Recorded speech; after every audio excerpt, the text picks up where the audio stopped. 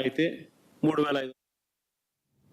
ప్రముఖ నేపథ్య గాయని సింగర్ కల్పన రాఘవేందర్ ఆత్మహత్య యత్నానికి సంబంధించి కేపీహెచ్బీ పోలీసులు స్టేట్మెంట్ని రికార్డ్ చేశారు. కల్పన తన పెద్ద కూతుర్ని చదువు విషయంలో హైదరాబాద్కు రమ్మని కోరగా తాను రానని చెప్పినట్లు సమాచారం అందుతోంది.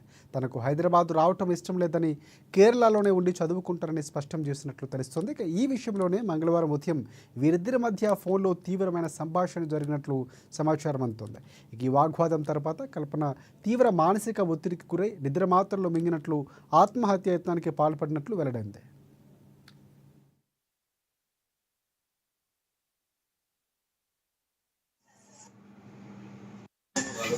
నిజాంపేట అత్యవసర విభాగానికి అకస్మాత్ స్థితిలో నిన్న సాయంత్రం రావడం జరిగింది.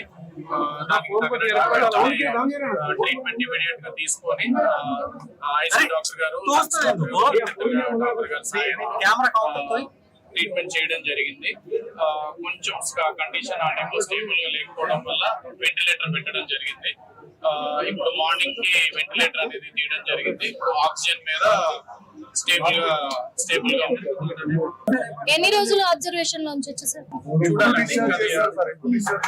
డిశ్చార్జ్ అనేది అదే ప్రస్తుతానికి అయితే స్టేబుల్ గానే ఉంది. ఇట్లానే కండిషన్ స్టేబుల్ గానే ఉన్నారంటే మేబీ 2-3 రోజుల్లో డిశ్చార్జ్ చేయాలి. 2 నుంచి